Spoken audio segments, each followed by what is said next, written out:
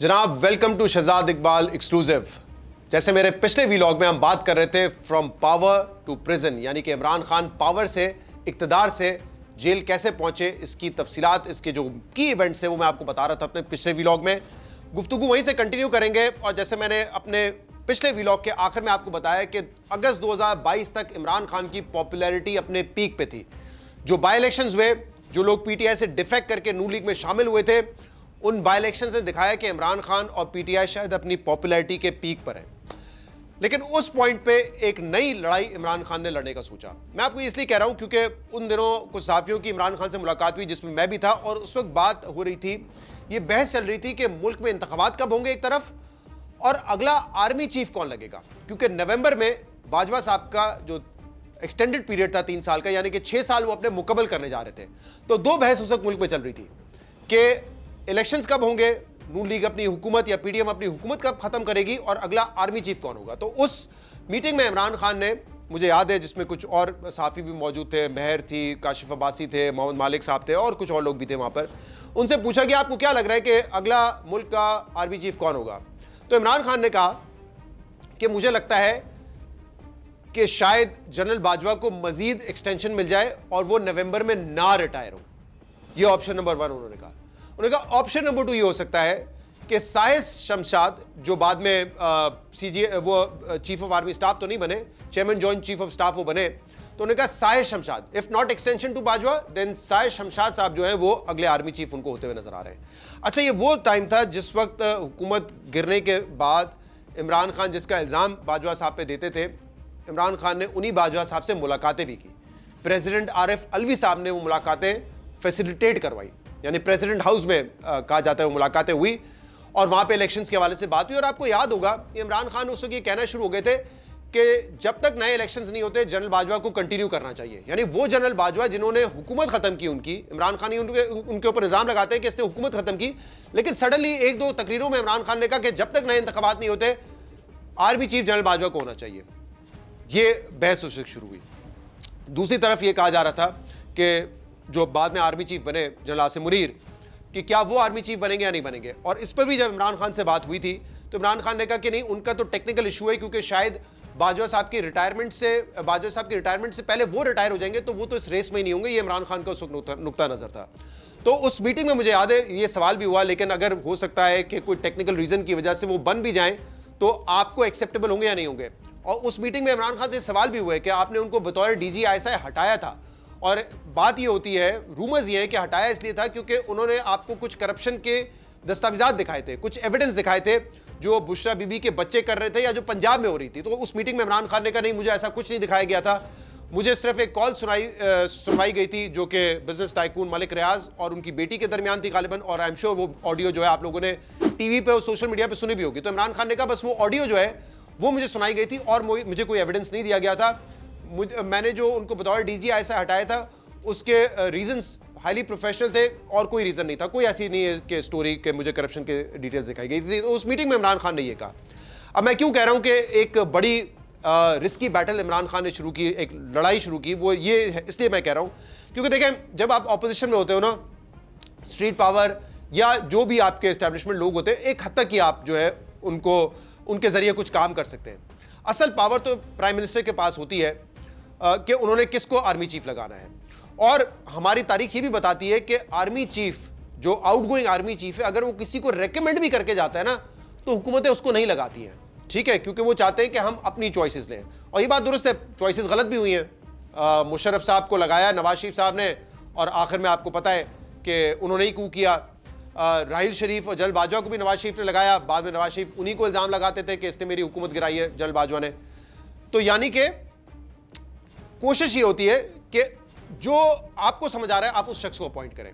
और इसलिए मैं कह रहा हूं क्योंकि इमरान खान इख्तियार से हट चुके थे, उनके पास ये इख्तियार नहीं था लगाने का, तो इस बैटल में उनको पढ़ना नहीं चाहिए था। लेकिन बहरहाल उन्होंने जलसे शुरू किए, रैली शुरू की इलेक्शंस के हवाले से, और वो अनफॉर्चुनेट वाकया भी हुआ जब उनके ऊपर असैसिनेशन अटेम्प्ट हुआ और उनको गोली लगी, या गोली के आप कह सकते हैं शार्पनेस लगे उनको, वो जख्मी हुए। काफ़ी अरसे तक उनके पाँव में आपने देखा कि उनके पैर में प्लास्टर जो है वो लगा हुआ था, और बड़ा ही अनफॉर्चुनेट वाकया था। उसमें एक और सिविलियन भी जो है वो शहीद हुआ था। और वाकया शायद ज़्यादा एस्केलेट हो जाता अगर कोई आके उस शख्स को नहीं पकड़ता जो कि फायरिंग कर रहा था। बहरहाल सैड सिनेरियो ये है कि आज तक उस वाकये की तहकीकात नहीं हो सकी कि साबिक वज़ीर आज़म पे गोली किसने चलाई है, वो कौन शख्स था, अरेस्ट हो गया, लेकिन आज तक उसके खिलाफ कोई मुकदमा आगे नहीं बढ़ सका, विच इज़ वेरी सैड। बहरहाल इमरान खान ने वो असैसिनेशन अटेम्प्ट सर्वाइव की और फिर बिल्कुल आर्मी चीफ की अपॉइंटमेंट से पहले रावलपिंडी तक उन्होंने आकर एक जलसा किया और उस दिन एक्सपेक्टेशन ये थी शायद वो अपने लोगों को कॉल देंगे कि वो रावलपिंडी से निकलें और आगे इस्लामाबाद की तरफ मार्च करें और ऐसा माहौल क्रिएट करें जिससे जो अगले आर्मी चीफ की अपॉइंटमेंट का मामला है वो मुतनाज़ा हो जाए। अच्छा, उस वक्त तक जो है मुतनाज़ा नहीं, रुक जाए, इनफैक्ट उस वक्त तक नहीं पता था, किसी का नोटिफिकेशन नहीं आया था। बहरहाल इमरान खान का बाद में एक पॉइंट ऑफ व्यू ये आया कि मुझे तो बहुत सारे लोगों ने कहा कि इस्लामाबाद की तरफ चढ़ाई कर दो, मैंने रिस्ट्रेन का मुजाहरा किया, मैंने ऐसा नहीं किया, लेकिन मेरे मुताबिक बहुत देर हो चुकी थी। इमरान खान ये बड़ा ऑब्वियस कर चुके थे कि वो नहीं चाहते कि general Asim Munir army chief बने, लेकिन नून लीग की क़यादत बशमूल नवाज शरीफ, उनकी एडवाइस बड़ी इंपॉर्टेंट होती है। आर्मी चीफ आसिम मुनीर साहब को अपॉइंट किया गया नवंबर के एंड में, और जब उनको अपॉइंट किया गया तो आपको याद होगा कि प्रेसिडेंट आरिफ अलवी ने ऑब्वियसली नोटिफाई करना था। वो गए लाहौर और वहाँ जाके इमरान खान से डिस्कशन की। इमरान खान ने कहा कि बिल्कुल उनको आर्मी चीफ होना चाहिए और उन्होंने कहा कि हम उनको मुबारकबाद देते हैं, उनके साथ नेक ख्वाहिशात हैं हमारी। ये इमरान खान ने बात की और एक तासुर ये प्रेजेंट करने की कोशिश की कि इमरान खान को कोई इशू नहीं है उनके अपॉइंटमेंट से, और प्रेसिडेंट जो है वो अपने लीडर से मशवरा कर रहा है कि हम इसका नोटिफिकेशन निकालें या ना निकालें। देयर वाज नो चॉइस, ऐसा नहीं हो सकता था कि वो नोटिफिकेशन ना निकले, लेकिन एक तासुर देने की कोशिश की गई कि इमरान खान की भी कंसेंट इसमें है। बहरहाल जैसे मैंने कहा, इट वाज टू लेट, एक तासुर ये कायम हो चुका था कि इमरान खान इस अपॉइंटमेंट के खिलाफ है, और इसीलिए ये अंदाज़ा लगाया जा रहा था कि शायद जो मामलात आगे हैं इस्टेब्लिशमेंट के साथ पाकिस्तान तहरीक इंसाफ के, वो अच्छे तरीके से आगे नहीं बढ़ेंगे। और यही हमने देखा, इमरान खान के ऊपर केसेस तो चल ही रहे थे, तोशा खाना का केस चल रहा था और दीगर केसेस उनके ऊपर शुरू हो रहे थे, और फरवरी 2023 में फिर एक और मूव चला गया पाकिस्तान तहरीक इंसाफ की जानिब से। उन्होंने अपनी पंजाब हुकूमत और अपनी खैबर पख्तूनख्वा की हुकूमत डिसॉल्व कर दी। इसलिए डिसॉल्व की ताकि वो प्रेशर डाल सके नए इलेक्शंस के लिए, और उनको पता था कि अगर नए इलेक्शंस नहीं होंगे तो एटलीस्ट आइन और कानून के मुताबिक इन दो सूबों में इलेक्शंस हो जाएंगे, और इन दो सूबों में अगर इलेक्शन हो गए और उनकी हुकूमत ऑब्वियसली इन दोनों सूबों में है, उनके अंडर अगर इलेक्शन हो गए तो उनको बड़ी कामयाबी मिलेगी। इमरान खान पॉपुलर थे और इसके बाद जनरल इलेक्शन जब भी होंगे तो वो जीतने में कामयाब हो जाएंगे। और ये हमारा आइन कहता है, बड़ा सिंपली कहता है कि अगर कोई भी असेंबली डिसॉल्व हो, वहाँ पे 60 डेज 90 डेज, मुझे एक्जैक्टली नहीं पता, 90 डेज है आई थिंक, अगर आप डिसॉल्व करें तो इलेक्शन वहाँ पे आइन के मुताबिक होने हैं। तो वो मूव एक और रिस्की मूव था जो इमरान खान ने अपना पत्ता फेंका, दोनों असेंबली डिसॉल्व की। बहुत सारे लोग, बहुत सारे एमपीएस मैं आपको बता सकता हूं, वो इस हक में नहीं थे कि इमरान खान अपनी असेंबली डिसॉल्व करे। परवेज इलाही जो चीफ मिनिस्टर थे, उन्होंने कहा, पब्लिकली कहा कि हुकूमत नहीं खत्म करनी चाहिए क्योंकि ये हमारी सिक्योरिटी की गारंटीज भी हैं। आपको याद होगा बाद में जब जमान पार्क के ऊपर आते थे उनको अरेस्ट करने या कोई मामला होता था, पीटीआई के लोग वहाँ होते थे, पीटीआई की हुकूमत होती थी, मामला रिजॉल्व हो जाता था। वो कह रहे थे कि यार दो हुकूमतें ना ख़त्म करें जब तक इलेक्शंस नहीं होते, क्योंकि उन लोगों को ये नज़र आ रहा था। इनफैक्ट मेरा भी उस वक्त ये व्यू था कि आइन के मुताबिक तो इलेक्शन होने हैं और अगर असेंबली डिसॉल्व कर दिए तो बिल्कुल इलेक्शन होने चाहिए। लेकिन मेरा एक सियासी पॉइंट ऑफ व्यू था कि इन हालात में जो हमें नज़र आ रहे हैं, आपको आइन पे चलता हुआ नहीं नजर आएगा कोई। ये नहीं होगा कि आइन पे इंप्लीमेंटेशन होकर इन दो सूबों में इलेक्शन हो जाएंगे। ये हालात हमें बता रहे थे, लेकिन इमरान खान बहरहाल समझते थे कि हो जाएगा, तो उन्होंने असेंबली डिसॉल्व कर दी। अच्छा, by the way Fawad Chaudhry साहब आज भी ये कहते हैं, वो बड़े अरसे तक क्रेडिट लेते रहे कि ये मेरा मशवरा था, और वो आज भी कहते हैं कि अगर हम वो असेंबलीज डिसॉल्व ना करते तो इमरान खान की वो मकबूलियत ना होती। ये उनका कहना है।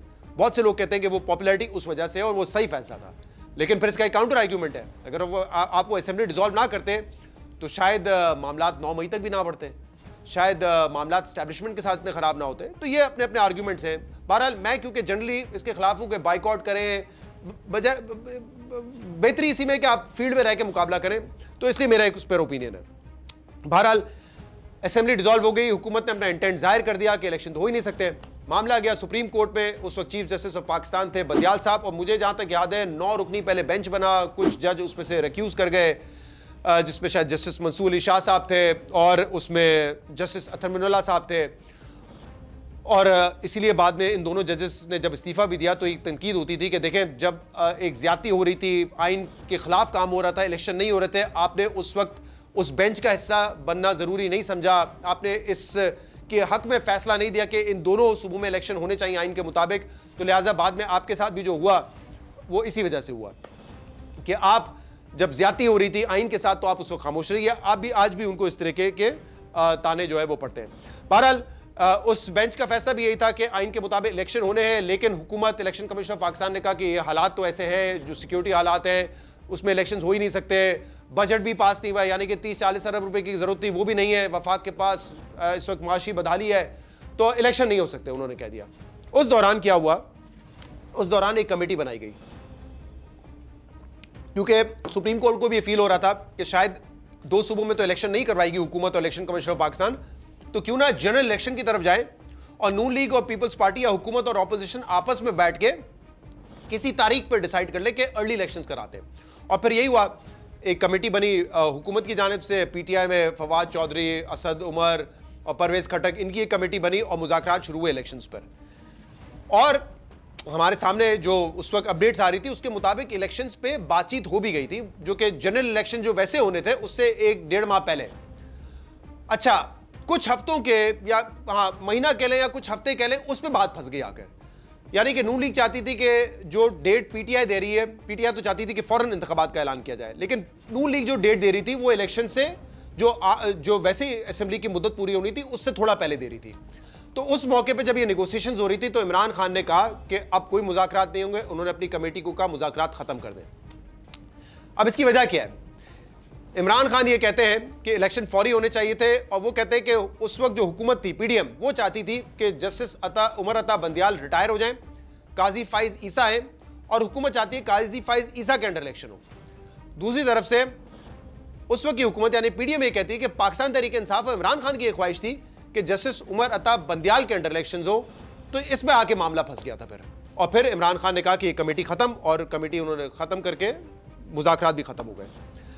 अब यहां पे एक अपॉर्चुनिटी थी, देखिए 2-3 अपॉर्चुनिटीज, जैसे मैंने आपको बताया ना, 2022 मई में इमरान खान अगर थोड़ा सा रुक जाते तो शायद हुकूमत उस वक्त पीडीएम खुद खत्म कर देती और इलेक्शंस की तरफ मामला चला जाता था। वो मेरे ख्याल से अपॉर्चुनिटी नंबर 1 है जो इमरान खान ने मिस की।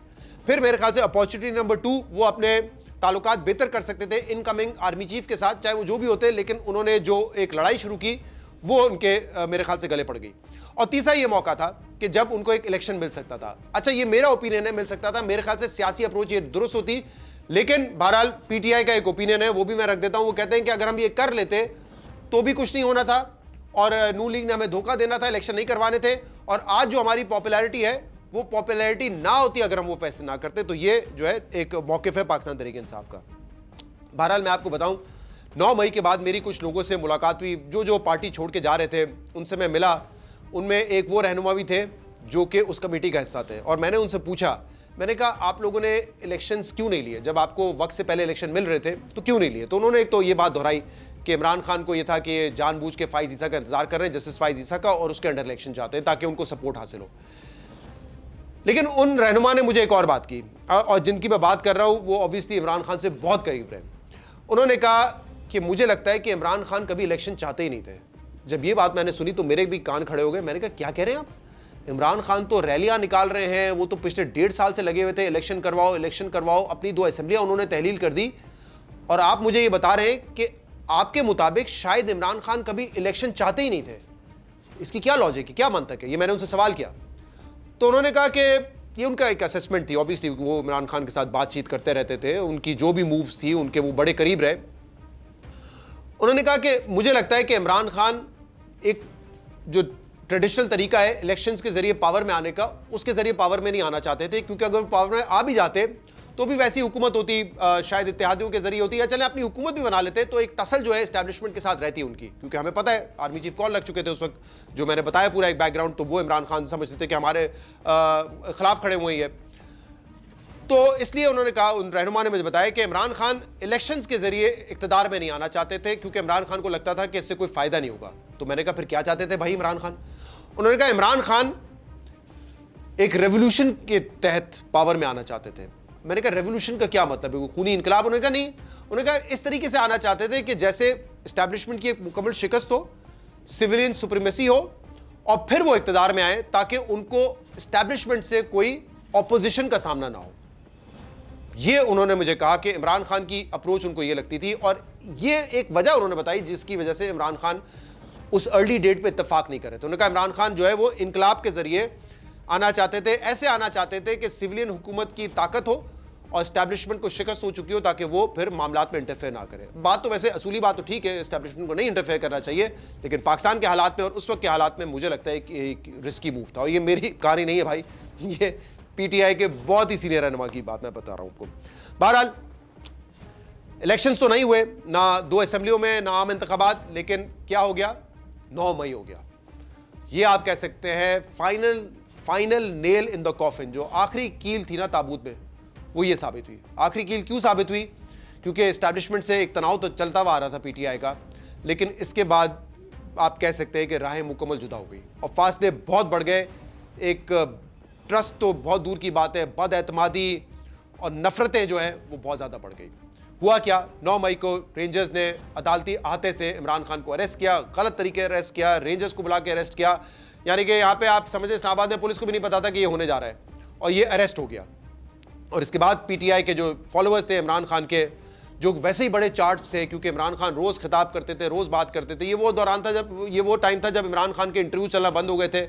उनका खिताब जो है वो सोशल मीडिया पर आता था, लेकिन सोशल मीडिया पर वो जो बात करते थे ऑब्वियसली वो एक खलीज जो है उस गुफ्तगू की वजह से डिफरेंसेस बढ़ते जा रहे थे पीटीआई और एस्टैब्लिशमेंट के दरमियान। और ये बड़ा वो वाजे कर चुके थे कि अगर मुझे कुछ होता है उसकी जिम्मेदार एस्टैब्लिशमेंट होगी। तो जब उनको अरेस्ट किया गया, उनके फॉलोअर्स निकले और उन्होंने एहतजाज किया, उन जगहों पर किया जो कि फ़ौजी तनसीबात कहलाती है या फ़ौजी इमलाक कह लें उसको। 30 से ज़्यादा कहते हैं कि फ़ौजी इमलाक पे हुआ, और इसके अलावा जिसमें कोर कमांडर हाउस था लाहौर का, जिसमें GHQ था, इन तमाम जगहों पे अटैक हुआ, जलाओ घेराव हुआ। और मुझे याद है उस दिन पीटीआई के कुछ लोग बहुत जो है खुश थे कि देखें ज़बरदस्त काम हो गया, इनकलाब आ गया मुल्क में। मैं उनसे यही कह रहा था, भाई इसकी हिमायत ना करें, ये आपके गले पड़ेगा, क्योंकि एहतजाज आपका हक है, लेकिन इस किस्म का एहतजाज जिसमें जलाओ घेराव हो, जिसमें आप एस्टैब्लिशमेंट जो कि ताकतवर तरीन आपका हल्का है उसको आप हेड ऑन नहीं ले सकते, ये आपके गले पड़ेगा। बहरहाल उस वक्त पीटीआई के कुछ दोस्त बड़े मुतमईन थे कि बड़ा अच्छा काम हो गया है, बाद में वो भी एहसास करते हैं कि शायद काम गलत हो गया, बल्कि वो ये भी कहते हैं फॉल्स फ्लैग है। और यही बयानिया जो है वो इमरान खान का भी है। इमरान खान जब सुप्रीम कोर्ट में आए, उसके बाद उनको प्रेजेंट किया गया, उमर बंदियाल साहब ने उनको बुलवाया। तो अब मुझे जहाँ तक याद है इमरान खान ने किसी पॉइंट पे मजम्मत भी की। उन्होंने पहले कहा देखें मैं तो जेल में था, मुझे नहीं पता बाहर क्या हो रहा है। एक पॉइंट पे उन्होंने फिर मैं ये खुलासा बता रहा हूँ क्योंकि उसके बाद जब भी वो आके पॉडकास्ट करते थे या आके कौम से खिताब करते थे सोशल मीडिया पे, 2-3 उनके पॉइंट ऑफ व्यू थे। उन्होंने एक पॉइंट पे मजम्मत भी की कि नहीं होना चाहिए था। एक पॉइंट पे उन्होंने ये भी कहा कि देखें अगर मुझे गिरफ्तार करेंगे और इस तरह के विजुअल्स आएंगे कि रेंजर्स गिरफ्तार कर रही है और सबको पता है एस्टैब्लिशमेंट मेरे खिलाफ ज्यादती कर रही है, तो जाहिर सी बात है एहतजाज भी फिर GHQ के बाहर होना था, कोर कमांडर के बाहर होना था, कोर कमांडर हाउस के बाहर होना था। फिर वो ये भी कहते थे कि एहतजाज तो हुआ लेकिन ये फॉल्स फ्लैग था। और ये मेरे ख्याल से अब आप कह सकते हैं कि जो फाइनल नैरेटिव है पीटीआई का वो ये है कि ये फॉल्स फ्लैग था। कुछ और लोग आए जिन्होंने पहले इश्तियाल दिलाया, उन्होंने जलाओ गिराव किया और शायद उसमें फिर हमारे सपोर्टर्स भी कूद गए। और इसीलिए पीटीआई या इमरान खान उस वक्त से ये मुतालबा कर रहे हैं कि भाई जो ओरिजिनल CCTV फुटेजेस हैं वो दिखाओ ना, ये फुटेजेस ना दिखाओ जो कि मीडिया पे चल रही हैं। तो ये उन्होंने फिर फाइनली अपना नैरेटिव बनाया, मजम्मत भी की एक मौके पे कहा नहीं होना चाहिए था, एक मौके पे कहा होना चाहिए था, फिर ये कहा कि फाइनली ये एक फॉल्स फ्लैग था। बहरहाल 9 मई के बाद जो हुआ वो हम सब ने देखा। एक एक करके पाकिस्तान तहरीक इंसाफ के जो सीनियर रहनुमा हैं वो जेल गए, उनको ऑप्शन दिया गया या जेल भुगतो, केसेस भुगतो या प्रेस कॉन्फ्रेंस करो। और जो आप कह सकते हैं कि जो टॉप लीडरशिप थी पाकिस्तान तहरीक इंसाफ की, उसमें से अक्सरियत जो है वो इमरान खान को छोड़ के चले गए। उन्होंने ऑप्ट किया कि ठीक है भाई जेल नहीं, मुकदमात नहीं, हम प्रेस कॉन्फ्रेंस करेंगे। और उसमें मुझे ऑर्डर वाइज तो याद नहीं है, बट जो फर्स्ट बैच आप कह सकते हैं जिन्होंने पीटीआई छोड़ने का ऐलान किया उसमें शीरी मज़ारी, असद उमर, फवाद चौधरी, अली जैदी, इमरान इस्माइल और पंजाब के कई रहनुमा थे। शाह महमूद कुरैशी ने नहीं छोड़ा, चौधरी इजाज़ साहब, उमर सरफराज चीमा साहब, डॉक्टर यास्मीन राशिद साहिबा, आलिया हमजा, ये कुछ ऐसे रहनुमा थे जिन्होंने कहा कि ठीक है हम जेल में रहेंगे लेकिन हम जो है वो पार्टी नहीं छोड़ेंगे। बाकी उन्हें आई प्रेस कॉन्फ्रेंस की, पार्टी छोड़ दी। शेख रशीद साहब एकदम से एक टीवी चैनल पे नमूदार हो गए और उन्होंने कहा कि मैं इमरान खान से राय जुदा कर रहा हूँ। उस्मान डार का भी इसी तरह का एक इंटरव्यू आ गया। सदाकत अब्बासी साहब जो है वो भी गायब थे। मतलब ये 3 तो रहनुमा वो थे जो गायब थे और एकदम से जो है इनका इंटरव्यू में नजर आया और ये कह रहे हैं कि मैं पार्टी छोड़ रहा हूं। कहां थे इतने टाइम से किसी को नहीं पता।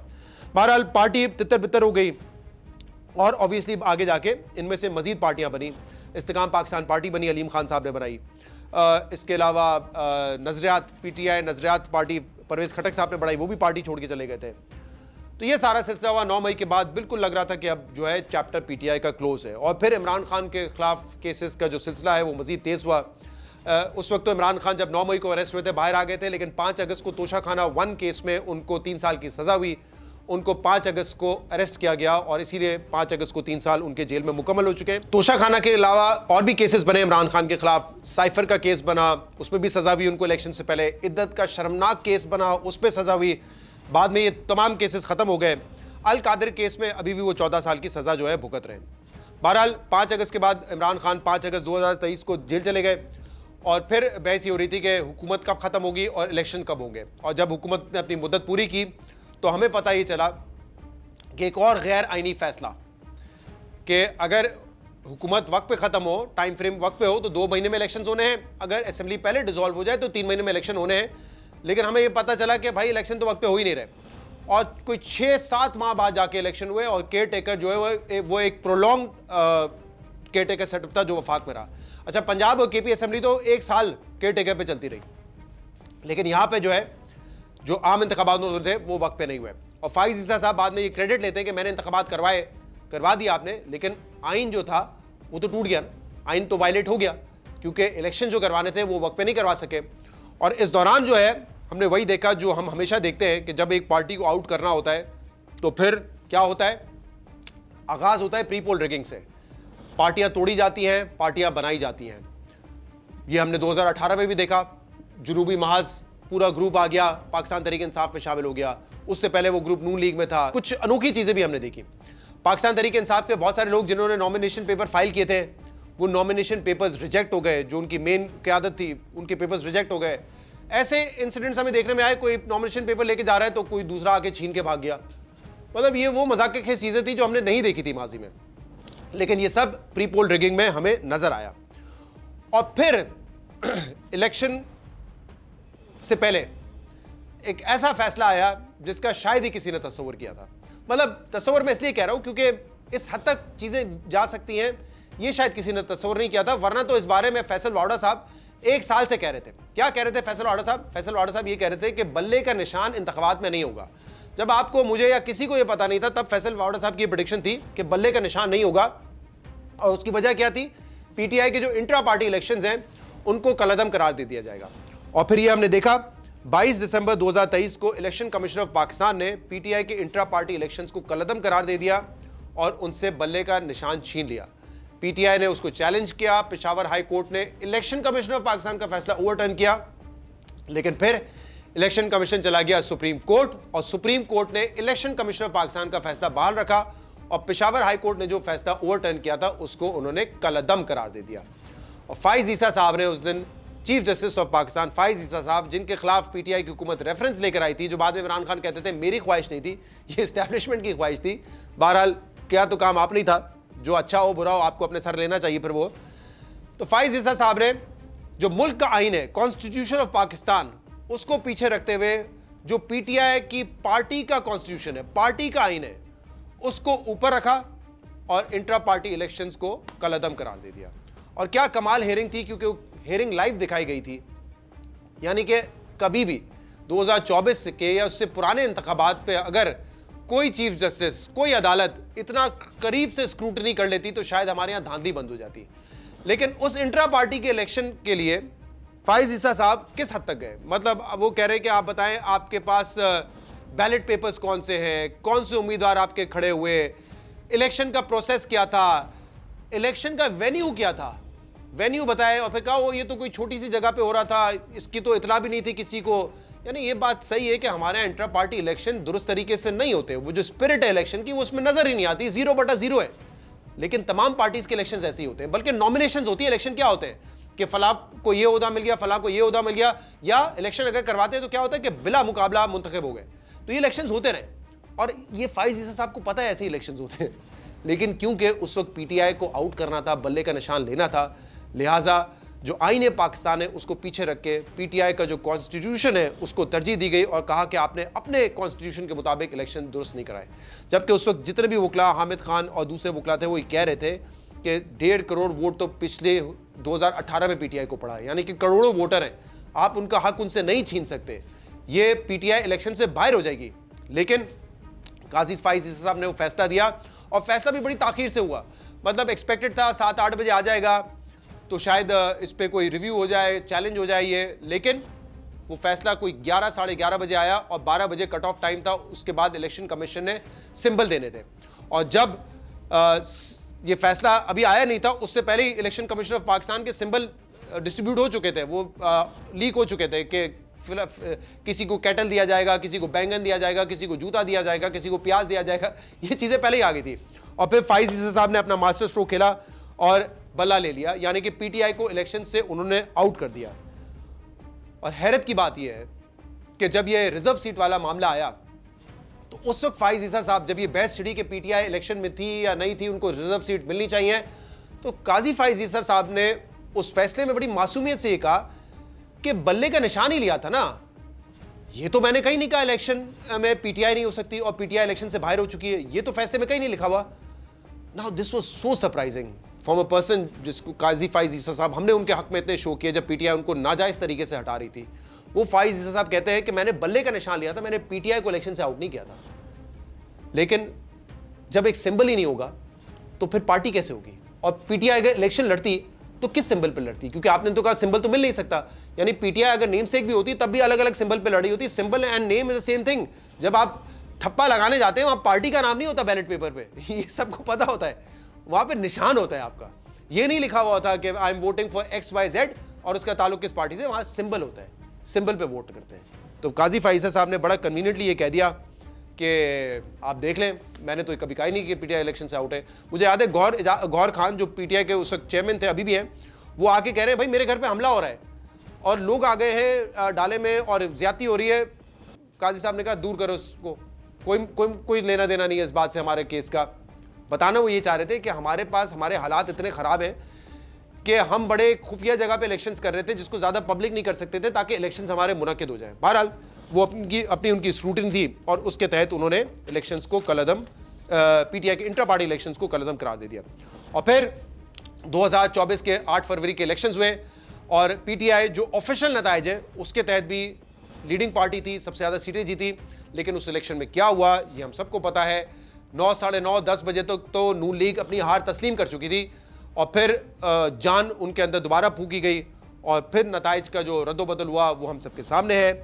अच्छा, मैं आपको बताऊं, इसके 1 साल बाद मैं उम्रा करके आ रहा था 2025 में, एक नून लीग के कौमी असेंबली के मेंबर मुझे मिले एयरपोर्ट पे, तो मैंने उनसे ऐसी गपशप लगाई। मैंने कहा यार कितनी सीटें आप लोग जेन्युइनली जीते हैं? अभी मैं उनकी बात बता रहा हूँ आपको, सेंट्रल पंजाब से उनका ताल्लुक है। वो कहते हैं ये जो नंबर चल रहा है ना मीडिया पे 17-18 दुरुस्त है, ये 17-18 खुद अपने मुंह से उन्होंने मुझे कहा है।